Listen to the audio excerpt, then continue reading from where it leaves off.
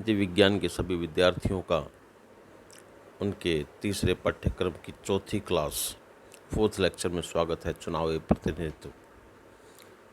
आपने अगर पिछले की 3 वीडियो को बड़े ध्यान से देखा होगा तो आप निश्चित रूप से जान गए होंगे कि हम राजनीति विज्ञान के तीसरे अध्याय के अंदर क्या कुछ पढ़ चुके हैं।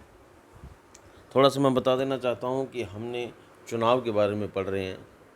हमने अब तक पढ़ लिया है लोकतंत्र क्या होता है, कितने तरह का होता है, कौन कौन से इसके रूप हैं, और लोकतंत्र के साथ साथ उनमें जो चुनाव होता है, चुनाव की प्रणालियाँ कौन कौन सी हैं, प्रत्यक्ष प्रणाली कौन सी है, परोक्ष प्रणाली कौन सी है, और एक प्रणाली का जिक्र किया था समानुपातिक प्रणाली, कितने भागों में बटी हुई है, किन किन देशों में है। और इसके साथ साथ हम पढ़ रहे थे समानुपातिक प्रणाली के प्रयोग, भारत में समानुपातिक प्रणाली। हमने जो पढ़ लिया था ये पढ़ लिया था कि इसका उपयोग जो है भारत में कई जगह पे होता है, राष्ट्रपति के चुनाव में, उपराष्ट्रपति के चुनाव में, राज्य सभा, विधानसभा, विधान परिषद के चुनाव में, इत्यादि इत्यादि। आज हमारे सामने जो है वो अगला टॉपिक है, राष्ट्रपति के चुनाव के बाद में जो समानुपातिक प्रणाली प्रयोग होती है उसका आधार क्या रहता है भारत के अंदर। देखिए, सारी दुनिया में अलग अलग तरीके से चुनाव होते हैं। भारत में राष्ट्रपति का चुनाव जो होता है वह एक अपने अलग विशेष तरीके से होता है। विशेष तरीका यूँ कहेंगे क्योंकि इसके अंदर एक विशेष प्रकार की व्यवस्था रहती है। इसके अंदर जो चुनाव व्यवस्था रहती है, जैसा कि मैंने आपको पिछले वीडियो में बताया, इसके अंदर एकल संक्रमणीय मत पद्धति रहती है। एक प्रत्याशी जिसका एक बैलेट पेपर होता है, उस बैलेट पेपर के अंदर जितने भी व्यक्ति राष्ट्रपति पद के लिए नामांकित होते हैं उन व्यक्तियों के उस पर नाम होते हैं। जैसे हम एग्जाम्पल के तौर पे लिख सकते हैं, ठीक है। अब बात यह है कि सामान्य बैलेट पेपर की तरह दूसरी तरफ चुनाव चिन्ह नहीं होते हैं। एक मतदाता को क्या करना पड़ता है, अपना मत जो है, अपना मत या इसे क्या कहते हैं, अपना वोट, वह अनुपातिक रूप से बांटना होता है। और वह जितने प्रत्याशी खड़े हुए हैं उसमें उसी तरीके से बांटना पड़ता है। उसे अपने चॉइस के अनुसार अपना वोट देना पड़ता है, यानी वोट सभी को दिया जाएगा जितने प्रत्याशी खड़े हुए हैं। अगर वह व्यक्ति माना जाता है, देखिए उसके अंदर अगर वह व्यक्ति जो वोट दे रहा है वो अपनी वोटिंग वैल्यू कुछ ऐसे अगर काउंट करता है तो इसी पसंद में उसके वोट दे दी जाते हैं, ठीक है। यानी उसकी सबसे अच्छी पसंद बी है जिसे वो पहला स्थान देना चाहता है, जो सब उससे अच्छी पसंद जो है वो ए है उसे दूसरे नंबर पे चाहता है, और अंततः तीसरे नंबर पे चाहता है। और इसी क्रम में इनकी मतगणना भी होती है। अगर एक व्यक्ति चाहे तो अपने तीनों के तीनों वोट जो है वो एक ही व्यक्ति को भी दे सकता है, ये भी सुविधा है। तो इसमें ये सुविधा रहेगी कि उसके तीनों वोट एक पक्ष में जाने के कारण क्या है कि वह व्यक्ति जो जिसको वोट दिया जा रहा है वो तीनों ही गणनाओं में, क्योंकि पसंद की मतगणना के मतदान होने के पश्चात सभी आदमी इस तरीके से अपनी अपनी पसंद जो है वो व्यक्त कर देते हैं, ठीक है।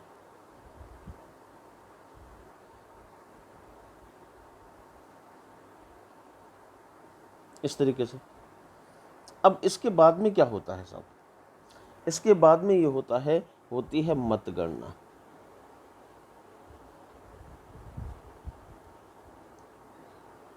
क्योंकि आनुपातिक मत प्रणाली है, एकल संक्रमणीय मत पद्धति है, और इसके अंदर पसंद की मतगणना होती है।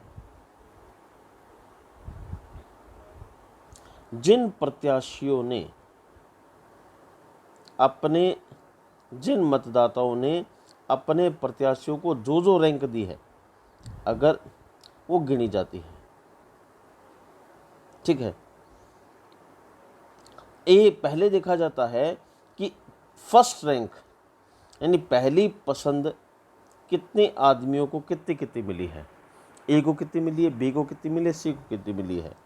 अगर इसमें फैसला हो जाता है, अर्थात न्यूनतम कोटा कि जिसका सूत्र है 2+1 सॉरी इसका सूत्र है 2+1 नहीं है, कुल मत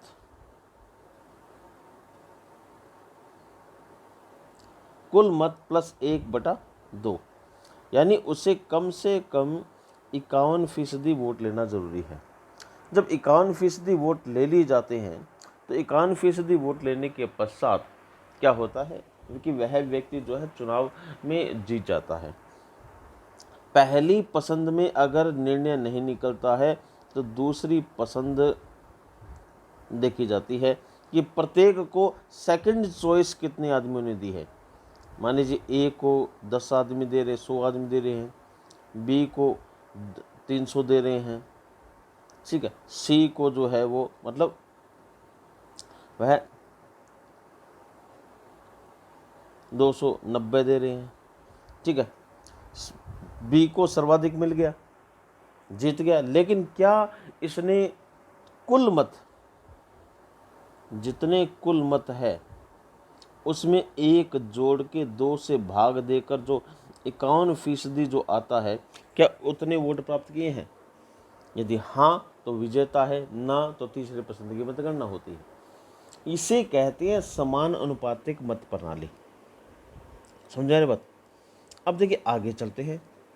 हमारे संविधान निर्माताओं का सोच ये थी कि समान अनुपातिक प्रतिनिधित्व प्रणाली के आधार पे अगर चुनाव करवाए जाएंगे तो संसदीय शासन प्रणाली में सरकार का स्थायित्व जो है वो उपयुक्त तरीके से आएगा, यानी सभी हिस्से के लोग भागीदार भी हो जाएंगे, सभी हिस्से के वोट डल भी जाएंगे।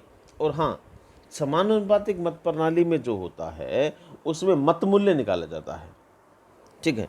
प्रत्येक व्यक्ति, प्रत्येक एमपी या प्रत्येक एमएलए जितने लोगों का प्रतिनिधित्व कर रहा होता है उतने लोगों का वह ऑफिशिएशन कर रहा होता है, वह उसका मत मूल्य रहता है।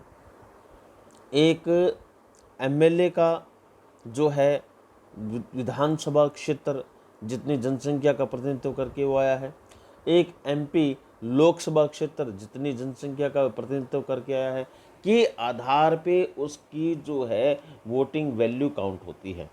इस तरीके से हम राष्ट्रपति के चुनाव में अप्रत्यक्ष भागीदार हो जाते हैं सब। हमें हालांकि डायरेक्ट हम इन्वॉल्वेशन नहीं होती, पर इनडायरेक्ट हमारी उपस्थिति वहाँ दर्ज हो जाती है, क्योंकि राष्ट्रपति को चुनने के लिए एक इलेक्टोरल पैनल होता है। उसमें लोकसभा के चुने हुए सदस्य, राज्यसभा के सदस्य, विधानसभाओं के सदस्य और संघीय सभाओं के जो यूनियन टेरिटरी के जो चुने हुए सदस्य, मैं पुनः से दोहरा देता हूँ, मैं सारी जगह के चुने हुए सदस्यों की बात कर रहा हूँ, कोई भी नामांकित या नॉमिनेटेड मैंस की, we are not talking about the nominated man, जो कि लोकसभा में 2 होते हैं, राज्यसभा में 12 होते हैं और विधानसभा में एक प्रतिनिधि चुना जाता है, नॉमिनेट होता है वो they are not able to casting the votes. Okay, इसके बाद में 1889 के बाद, 1889 तक तो सब कुछ सही था। 1889 के बाद में भारत में क्या हुआ, बहुदलीय गठबंधनों की कार्यप्रणाली का आरंभ हो गई, बहुत से दल आ गए, और इसके साथ साथ जो है जो द्विदलीय जो प्रतियोगिता आरंभ हो गई। इससे पहले थोड़े दल थे तो सारे बराबर रूप से काम कर रहे थे, लेकिन 1889 में 1989 के अंदर क्या हुआ, बहुत से दल ताबड़तोड़ रूप से आए और 2 गठबंधन में बट गए, क्योंकि 2 खेमे बन गए थे उस 1980 तक आते आते, और वहाँ पर द्विदलीय प्रतियोगिता भी दिखाई देने लगी थी। स्वतंत्रता से पहले तो ऐसा नहीं था, क्योंकि स्वतंत्रता से पहले जो भारत में थी इतनी सारी दलबंदी नहीं थी।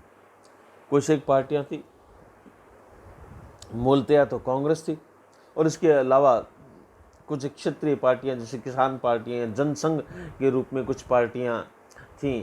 कुछ एक पार्टियां जो है वो, कुछ एक लोग जो है कांग्रेस से विमुख हो गए, लाइक श्यामा प्रसाद मुखर्जी जो है अलग हो गए, उन्होंने अपना अलग जनसंघ बना लिया और इस तरीके से अलग पार्टी का उद्भव हुआ। यानी जितने भी पार्टियों का उद्भव हुआ है भारत में, उनमें से लगभग लगभग कांग्रेस से जो है बागी होकर आए हुए नेताओं के द्वारा स्थापित की गई दलों के पोषण से पार्टियां बनी हैं। स्वतंत्रता से पूर्व ब्रिटिश सरकार ने पृथक निर्वाचन मंडल को प्रारंभ कर दिया था, जिसका तात्पर्य था कि किसी भी समुदाय के प्रतिनिधि को चुनाव में केवल उसी समुदाय के लोग वोट डाल सकेंगे। हमारे संविधान निर्माताओं को यह बात पसंद नहीं आई और उन्होंने आरक्षित निर्वाचन क्षेत्र की व्यवस्था को अपना लिया। हालांकि अंग्रेज़ों ने बहुत अपने अपने हिसाब से बड़ा शानदार काम किया था कि पृथक निर्वाचन मंडल प्रारंभ किया था, लेकिन हमने पृथक निर्वाचन मंडल की जगह आरक्षित निर्वाचन क्षेत्रों को अपनाना ज़्यादा बढ़िया समझा, क्योंकि भारतीय संविधान में जो है जितना भी निर्वाचन था, जितने भी लोग थे, उनकी कैटेगरी फाइनल कर दी गई। उस कैटेगरी में एक आरक्षण की व्यवस्था कर दी और हम भारतीयों को जो है, जो हम पहले हिंदू, मुस्लिम, सिख, ईसाई, जैन, बौद्धी, पारसी के आधार पे बटे हुए थे, उसके बाद में हम जो है अलग तरीके से और एक अलग कैटेगरी में बांट दिए गए, स्वर्णों के रूप में, दलितों के रूप में, या जो है मतलब हमारे परिवार समाज के अंदर जो है एक नई खाई पाट दी गई, जिसे हम आरक्षण के नाम से जानते हैं। हालांकि हमारे यहाँ ब्राह्मण, वैश्य, क्षत्रिय, शूद्र तो पहले ही से, बस नाम ज़्यादा लगभग नाम बदल दिए गए, काम वही रहा। हमें एक आधुनिक नाम के साथ में पेश कर दिया गया और हम जो है 4 कैटेगरी में बांट दिए गए। पहली कैटेगरी थी सामान्य, ये अनारक्षित वर्ग था। इस वर्ग के पास में कोई आरक्षण नहीं था। ये सामान्य वर्ग या जनरल कैटेगरी काउंट हुए। इसमें लगभग ब्राह्मण, क्षत्रिय, वैश्य जो है वो शामिल कर लिए गए।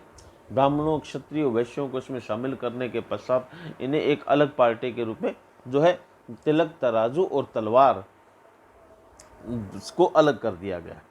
और उसके बराबर में सेकंड पार्टी के रूप में आई गलत बोल गया, पार्टी नहीं, सेकंड जो भाग जो भारतीय राजनीति ने हमारा बांटा, वो हिस्सा था ओबीसी।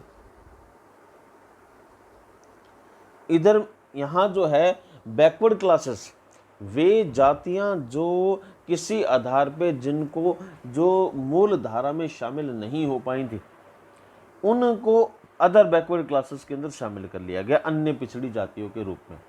इसमें हिंदू धर्म की, मुस्लिम धर्म की, सिख धर्म की, ईसाई धर्म की जो पिछड़ी हुई जातियां थी, सामान्य वर्ग में प्रथम दर्जे की जातियां थी, ओबीसी वर्ग में द्वितीय दर्जे की जातियां थी, ठीक है। और उसके बाद में है SC, schedule caste. Schedule caste में वे जातियां शामिल की गई जो जातियां शुद्र या महार के रूप में जो उस समय जानी जाती थी। वे जातियां जो बहुत नितांत अभावग्रस्त जीवन जी रही थी, जिनको कोई राजनीतिक प्रत्यक्ष या परोक्ष लाभ नहीं मिला था, जिनके कोई सी भी प्रतिनिधि को जो आगे आने का मौका नहीं मिला था, जो लगभग गरीबी, निर्धनता, बीमारी, भूखमरी और नाना प्रकार की समस्याओं से जूझ रहे थे, जिनके पास में कोई कहीं भू आवंटन नहीं हुआ था, जो लगभग जो है एक लंबे समय से जो है शोषण की ज़िंदगी जीते आ रहे थे, उनको सब एससी में किया गया।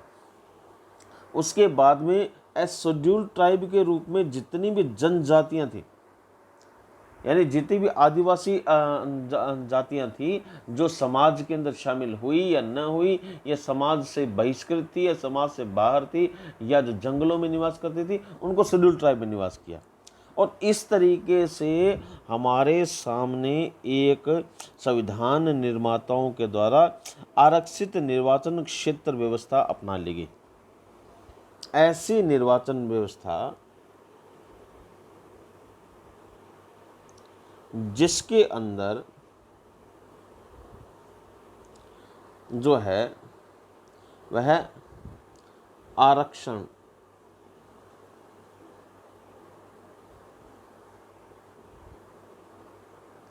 SC,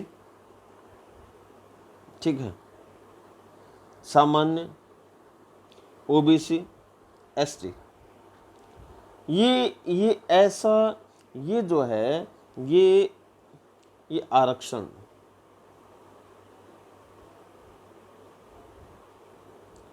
के रूप में ये 4 कैटेगरी बंट के आई। लक्ष्य था पूरे भारत को चुनाव का हिस्सा होना और सर्वाधिक लोक कल्याण करना, और इसी के संदर्भ में सब कुछ चला। भारत में परिसीमन आयोग एक स्वतंत्र संस्था है। परिसीमन आयोग की स्थापना की गई और वह एक स्वतंत्र निकाय के रूप में संचालित भी है, जिसका चयन राष्ट्रपति के द्वारा किया जाता है। ये संस्था चुनाव आयोग के साथ मिलकर काम करती है। इसका लक्ष्य था परिसीमन आयोग का कि सबकी सीमाएं तय की जाए, चाहे वो कोई है, कोई भी वर्ग है, इन सब की सीमाएं तय की जाए, और सीमाएं तय होने के पश्चात तय हो और यह सुनिश्चित किया जाए कि समाज के सभी वर्गों को शामिल कर लिया गया है। ये परिसीमन आयोग का प्राथमिकता रहती थी। इनका ये रहता था, परिसीमन आयोग का तय करता था कि कौन कौन से निर्वाचन क्षेत्र आरक्षित रहेंगे, कौन से अनारक्षित रहेंगे। अब पूरे देश को मैंने बताया कि हमारे देश को जो है वो एक आरक्षण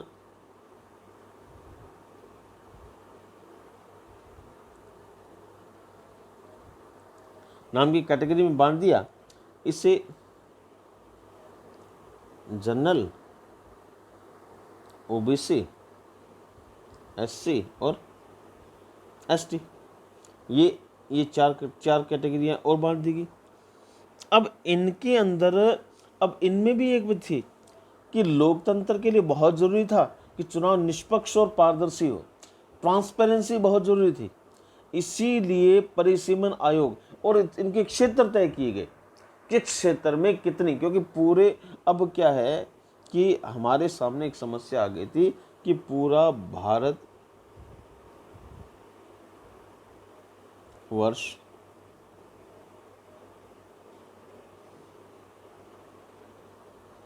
उसका परिसीमन तय किया जाए। उसके साधारण शब्दों में ये कहें कि उसके इस तरीके से टुकड़े किए जाएं ताकि सबको बराबरी का हक मिले, सब बराबरी से काम करें। समझे बात? और जब तक ऐसा नहीं होगा तब तक मुश्किल था कि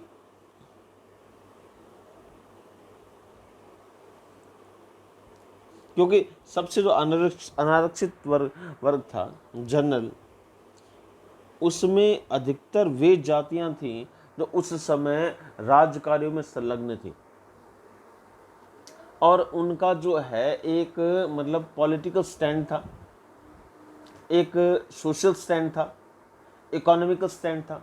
और चुनाव आयोग को ये डर था कि कहीं ये लोग जो हैं वो जो नीचे तबके के लोग हैं लाइक SC और ST, इनकी रूल एरिया को ड्रिल न कर दें। तो इसके लिए परिसीमन आयोग से अपनाया गया। इसके लिए एक चुनाव की व्यवस्था की गई और पहली बार भारत के अंदर चुनाव के लिए वयस्कता की सीमा को लागू किया गया। अब वो भारतीय जो 18 वर्ष का हो गया था उसे वयस्क माना गया और उसे 18 साल के व्यक्ति को वयस्कता के आधार पर जो है वो वोट देने का अधिकार दिया गया। सभी नागरिकों को चुनाव में खड़े होने, जनता का प्रतिनिधित्व करने का अधिकार दिया गया। चुनाव में लड़ने के लिए आय, शिक्षा, वर्ग, लिंग का कोई आधार या प्रतिबंध नहीं रखा गया। पहली बात।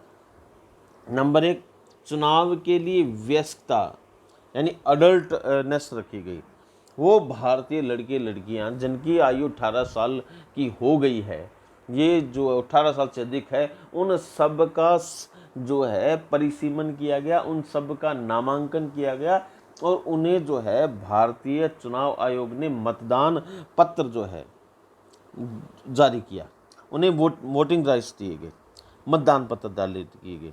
इसके अलावा उन सभी लोगों को एक बात के लिए निश्चिंत किया गया कि वे व्यक्ति जो चुनाव में खड़े हो रहे हैं, वे जो जनता का प्रतिनिधित्व कर रहे हैं, उन्हें यह निश्चित रूप से उनसे शपथ ली गई, उनसे लिखित में लिया गया या उन्हें आश्वस्त किया गया कि वे किसी भी आधार पे जनता के साथ आय, शिक्षा, वर्ग, लिंग, जाति, धर्म, संप्रदाय,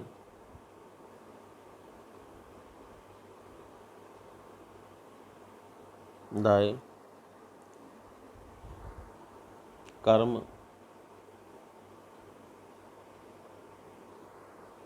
और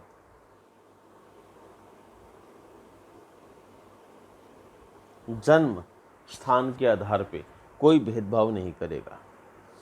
देखिए, निश्चित रूप से ये व्यवस्था की गई थी।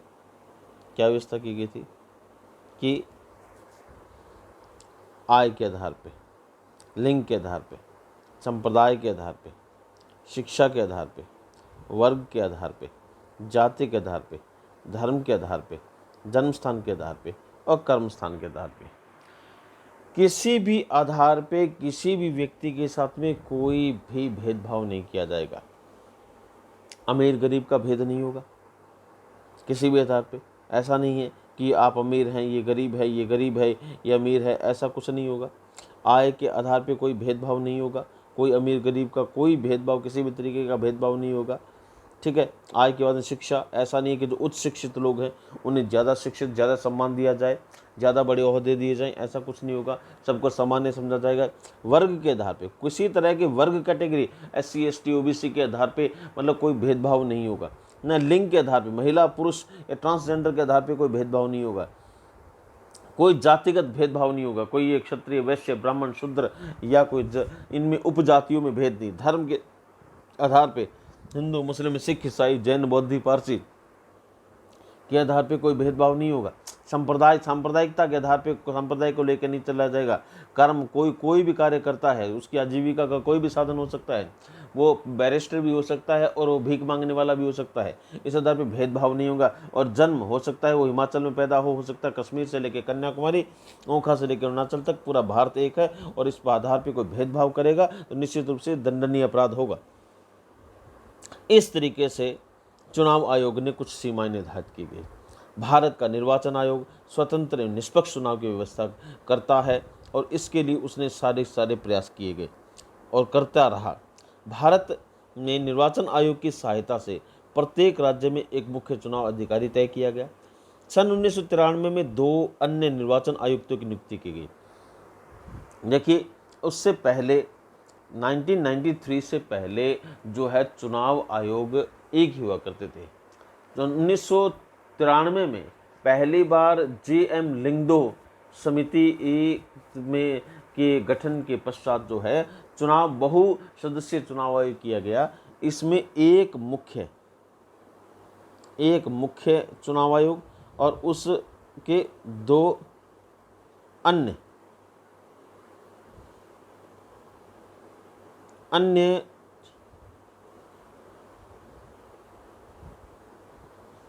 सदस्य जो है वो शामिल किए गए। तो इस तरीके से चुनाव आयोग का भी विस्तार किया गया।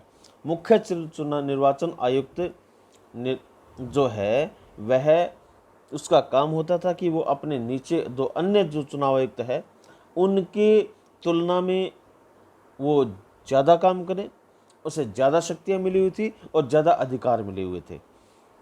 नीचे जो सदस्य थे, जो 2 अन्य चुनाव आयुक्त थे, उनका कार्य केवल और केवल सहायक के रूप में दिया गया था।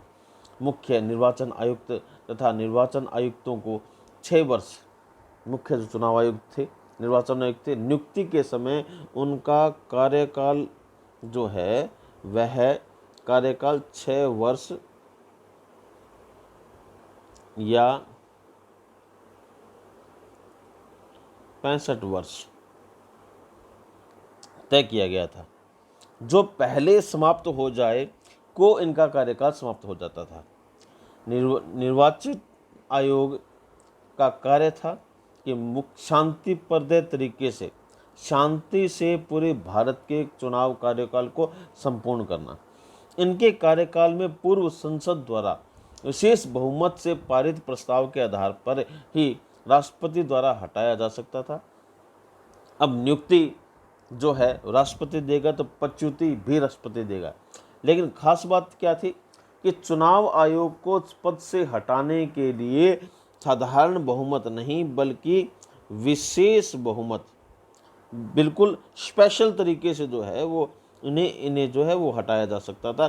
साधारण तरीके से इन्हें हटाने का प्रस्ताव प्रोसीजर नहीं था, इन्हें विशेष पद्धति के द्वारा हटाया जाना तय किया गया था, जो कि राष्ट्रपति तय करते थे। निर्वाचन आयोग के कार्य, अब निर्वाचन आयोग के कार्य पढ़े। निर्वाचन आयोग कार्य क्या करता है? पहला निर्वाचन आयोग का कार्य देखो, पहला कार्य है मतदाता सूची तैयार करना।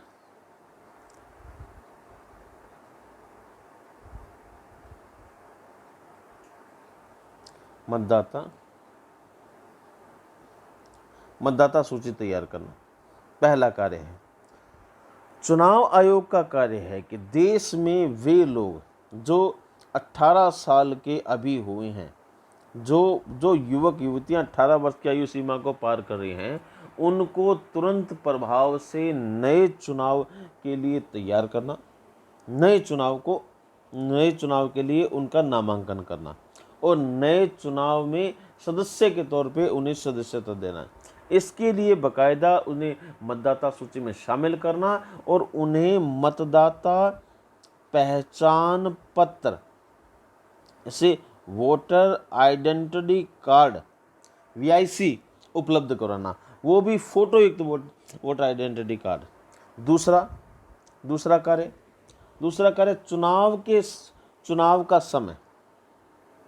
दूसरा कार्य है चुनाव आयोग क्या कि चुनाव का समय, चुनाव कब होंगे और स्थान कहाँ होंगे, समय, स्थान और स्थिति किस स्थिति में होंगे तय करना। यानी चुनाव कार्यक्रम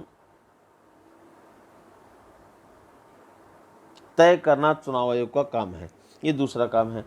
चुनाव आयोग की तीसरी और सबसे महत्वपूर्ण जिम्मेवारी यह है निष्पक्ष, बिना किसी पक्षपात के निष्पक्ष जो है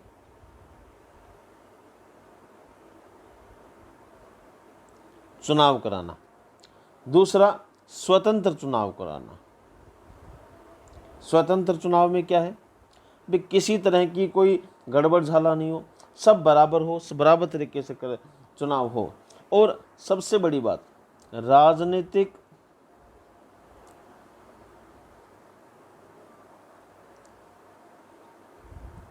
दलों को मान्यता देना, राजनीतिक दलों को मान्यता देना, ये चौथा काम है। तो हमने पढ़ा चुनाव आयोग क्या है, चुनाव आयोग के कार्य क्या हैं। चुनाव आयोग पुलिस सोच लीजिए, चुनाव आयोग का क्या कार्य है। चुनाव आयोग के क्या कार्य हैं? पहले है नंबर 1, चुनाव आयोग का पहला कार्य मतदाता सूची तैयार करना। पहला कार्य क्या है? सूची तैयार करना। दूसरा कार्य क्या है इसका? चुनाव का समय और कार्यक्रम, चुनाव कार्यक्रम तय करना। ठीक है। तीसरा कार्य क्या है? निष्पक्ष एवं स्वतंत्र चुनाव कराना, बिना किसी पक्षपात के, निष्पक्ष और स्वतंत्र। स्वतंत्र चुनाव कराना, ये इसके काम है। निष्पक्ष और स्वतंत्र चुनाव कराना इसका सबसे बड़ा काम है। और उसके बाद में तीसरा काम क्या है, राजनीतिक दलों को मान्यता देना, राजनीतिक दलों को मान्यता प्रदान करना, ये काम है। अनेक चुनाव आयोग इसके अलावा भी अनेक सुधार कराते हैं। सुधारों के पश्चात मतलब कई चीज़ें, कई काम रहते हैं इनके, ये इतने ही काम नहीं है, बहुत से काम होते हैं। सबसे इसके अलावा जो चौथा, अगर पांचवा काम अगर हम देखें तो सुधार। तुम्हें याद होगा पहले जो है चुनाव जो हुआ करते थे उसमें चुनाव के तरीके प्रणाली अलग अलग थे। सबसे पहले चुनाव जो हुआ करते थे वो बैलेट पेपर के माध्यम से हुआ करते थे। धीरे धीरे बैलेट पेपरों में सुधार हुआ, चुनाव चिन्हों में सुधार हुआ, मतदाताओं के चरित्र और नए नए जो प्रत्याशी है उनके चारित्रिक विशेषताओं और चारित्रिक दुर्बलताओं को चुनाव आयोग के द्वारा बहुत गहरे तरीके से संज्ञान लिया गया। इसके अलावा चुनाव में होने वाले विवाद अपवाद जो होते हैं, उन अपवादों विवादों के तुरंत फैसले, तुरंत निर्णय किए जाने लगे। जो बाहुबली लोग या जो धन्ना सेठ चुनाव को जो अपनी बपौती समझते थे उन पे लगाम कसी गई। और सबसे बड़ी बात है दोनों ही तरफ का काम किया गया। चुनाव आयोग ने जो है जहां मतदाता पर नियंत्रण किया वहीं पे प्रत्याशियों पर भी नियंत्रण किया। अब वे लोग जो लोकतंत्र के हत्यारे थे, उन हत्यारों को न केवल ढूंढा, उन्हें पकड़ा भी, और केवल पकड़ा ही नहीं, उन्हें जेल भी डाली गई और उन्हें सजाएं भी दी गई। क्योंकि लोकतंत्र की हत्या करने वाले दो सबसे महत्वपूर्ण व्यक्ति होते हैं। एक होता है अमीर आदमी, धनाढ्य, पैसे वाला। ये अमीर या धन के बल पर जो धन्ना सेठ जो होते हैं, ये लोकतंत्र की हत्या कर देते हैं, यानी लोकतंत्र को खरीद लेते हैं। दूसरा लोकतंत्र को खतरा किसके रहता है, गरीब का। ये गरीब लोग जो होते हैं गरीबी के चलते लोकतंत्र को बेच देते हैं। लोकतंत्र की जब खरीद फरोख्त होने लगती है, एक समय आता था लोकतंत्र खरीदा और बेचा जाता था।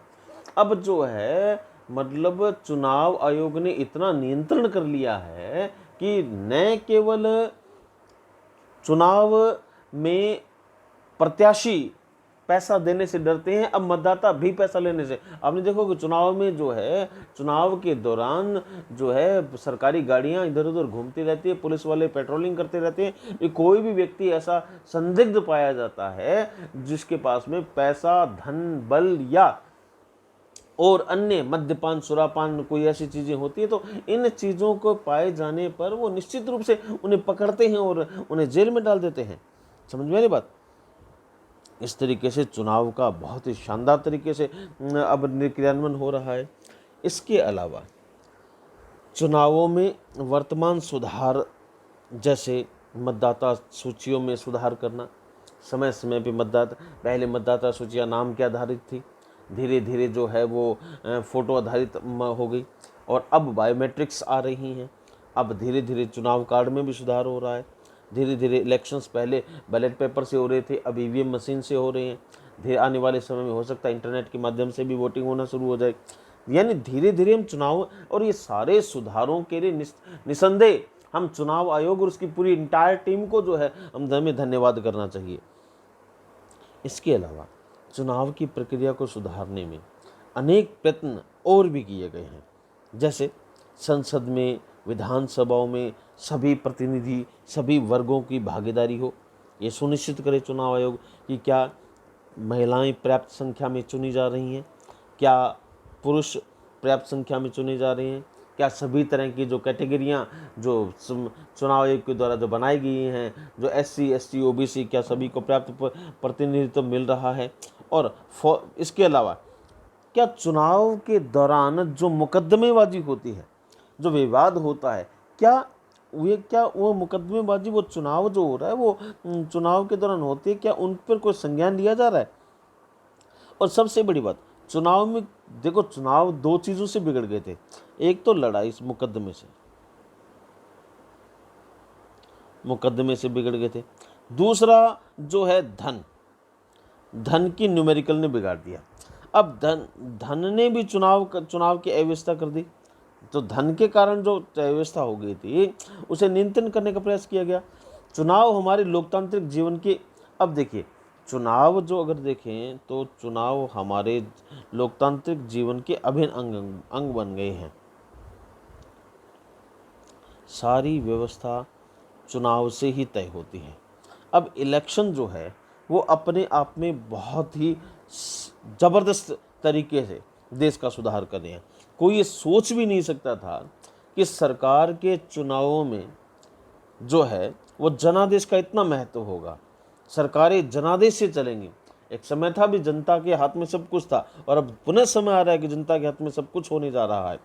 जो सरकारें जनादेश का पालन करेंगी, जनादेश को का क्रियान्वयन करेगी, जो जनादेश की बात को मानेगी, जो जनशक्ति को स्वीकार करेगा, निश्चित रूप से वही राजनीतिक दल शासन कर पाएंगे।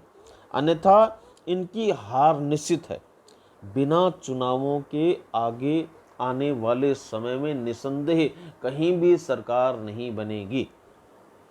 जो पहले धन्ना सेठ जो हुआ करते थे, जो बाहुबली हुआ करते थे, जो अपने धनबल पर या बाहुबल के दौरान बाहुबल के रूप में निर्विरोध चुन जाया करते थे, अब निश्चित नहीं होगा। सुनिश्चित करें चुनाव होने चाहिए। यदि चुनाव प्रक्रिया को कुछ दोष रहित बना दिया जाए और ज़्यादा, तो निश्चित रूप से मतदाता नागरिक के रूप में हम लोकतंत्र के इस उत्सव का बड़े वैभवशाली तरीके से सम्मान करेंगे। हमारे भारत में जहां लोकतंत्र है वहां निश्चित रूप से चुनाव जो है वो एक उत्सव से कम नहीं है। तो इसमें चुनाव आयोग के साथ साथ हम चुनाव में भाग लेने वाले प्रतिभागियों, मतदाताओं और चुनाव में हिस्सा लेने वाले प्रत्याशियों से विनम्र अपील करते हैं कि वे कृपया कर लोकतंत्र को सुरक्षित रखें, लोकतंत्र को सजें, लोकतंत्र को सहेजें। हमारे पाठ में चुनाव और इसके प्रतिनिधि में सब कुछ समझाने का बहुत बढ़िया प्रयास किया गया है। अगर किसी विद्यार्थी को किसी भी तरीके से कोई भी चीज़ समझ नहीं आती है तो निश्चित रूप से मेरे व्हाट्सएप नंबर पे मुझे संपर्क करें और मुझसे व्यक्तिगत रूप से अपनी समस्याएं समझें। धन्यवाद।